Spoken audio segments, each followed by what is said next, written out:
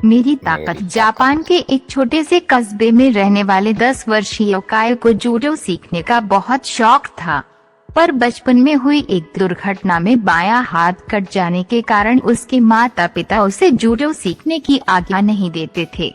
पर अब वो बड़ा हो रहा था और उसकी जिद भी बढ़ती जा रही थी।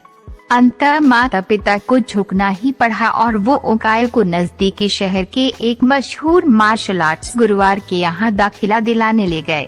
गुरुवार ने जब ओकायो को देखा तो उन्हें अचरज हुआ कि बिना बाएं हाथ का ये लड़का भला जूडो क्यों सीखना चाहता है। उन्होंने पूछा, तुम्हारा तो बायां हाथ ही नहीं है, तो भले तुम और लड़कों का मुकाबला कैसे करोगे, ये बताना तो आपका काम है। ओकायो ने कहा, मैं तो बस इतना जानता हूँ कि मुझे सभी को हराना है और एक दिन खुद सेंसेई मास्टर बनना है। गुरुवार उसकी सीखने की दृढ़ इच्छा शक्ति से काफी प्रभावित हुए और बोले, ठीक है, मैं तुम्हें सिखाऊंगा, लेकिन एक शर्त है, तुम मेरे हर एक निर्देश का पालन करोगे और उसमें दृढ़ विश्वास रखोगे। ओकायो ने सहमति में गुरुवार के समक्ष अपना सर झुका दिया। गुरुवार ने एक साथ लगभग 50 छात्रों को जूडो सीखना शुरू किया। ओकायो भी अन्य लड़कों की तरह सीख रहा था, पर कुछ दिनों बाद उसने ध्यान दिया है कि गुरुवार जी अन्य लड़कों को अलग अलग दांव पेच सिखा रहे हैं, लेकिन वह अभी भी उसी एक ट्रिक का अभ्यास कर रहा है जो उसने शुरू में सीखी थी। उससे रहा नहीं गया और उसने गुरुवार से पूछा, गुरुवार जी आप अन्य लड़कों को नई नई चीजें सिखा रहे हैं, पर मैं अभी भी बस वही एक किक मारने का अभ्यास कर रहा हूँ, क्या मुझे और चीजें नहीं सीखनी चाहिए? गुरुवार जी बोले, तुम्हें बस इसी एक किक पर महारत हासिल करने की आवश्यकता है, और वो आगे बढ़ गए। ओकायो को विस्मय हुआ, पर उसे अपने गुरुवार में पूर्ण विश्वास था और वह फिर अभ्यास में जुट गया। समय बीतता गया और देखते देखते 2 साल गुजर गए, पर ओकायो उसी एक ट्रिक का अभ्यास कर रहा था।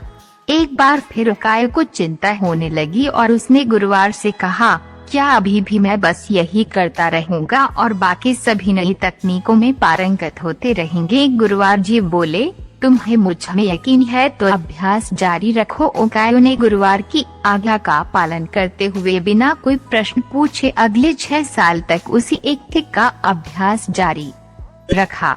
सभी को जूडो सीखते 8 साल हो चुके थे कि तभी एक दिन गुरुवार जी ने सभी शिष्यों को बुलाया और बोले, मुझे आपको जो ज्ञान देना था वो मैं दे चुका हूँ और अब गुरुकुल की परंपरा के अनुसार सबसे अच्छे शिष्य का चुनाव एक प्रतिस्पर्धा के माध्यम से किया जाएगा और जो इसमें विजयी होने वाले शिष्य को सेंसेई की उपाधि से सम्मानित किया जाएगा। प्रतिस्पर्धा आरंभ हुई।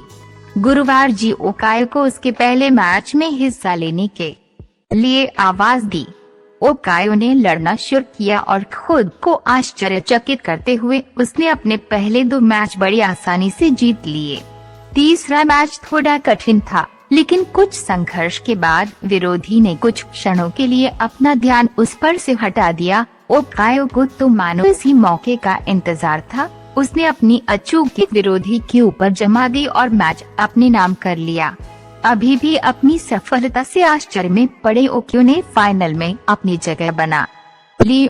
इस बार विरोधी कहीं अधिक ताकतवर, अनुभवी और विशाल था। देखकर ऐसा लगता था कि ओकायो उसके सामने 1 मिनट भी टिक नहीं पाएगा। मैच शुरू हुआ।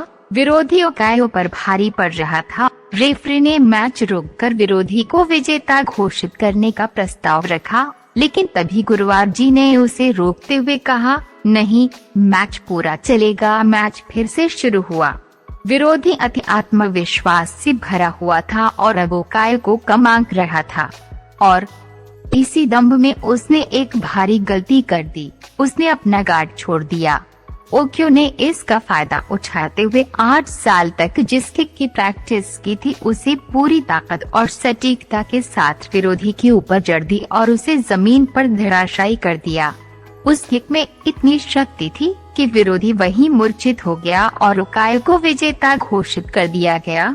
मैच जीतने के बाद ओकायो ने गुरुवार से पूछा, सेंसेई, भला मैंने यह प्रतियोगिता सिर्फ एक मूव सीख कर कैसे जीत ली? तुम 2 वजहों से जीते। गुरुवार जी ने उत्तर दिया, पहला, तुमने जूडो की एक सबसे कठिन किक पर अपनी इतनी मास्टरी कर ली कि शायद ही इस दुनिया में कोई और ये किक इतनी दक्षता से मार पाए, और दूसरा कि इस किक से बचने का एक ही उपाय है, और वह है वो रोधी के बाएं हाथ को पकड़कर उसे जमीन पर गिराना। ओकायो समझ चुका था कि आज उसकी सबसे बड़ी कमजोरी ही उसकी सबसे बड़ी ताकत बन चुकी थी।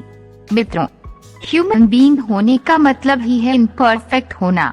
इम्परफेक्शन अपने आप में बुरी नहीं होती, बुरा होता है हमारा उससे डील करने का तरीका। अगर ओकायो चाहता तो अपने बाएं हाथ के न होने का रोना रोकर एक अपाहिज की तरह जीवन बिता सकता था, लेकिन उसने इस वजह से कभी खुद को ही नहीं महसूस होने दिया।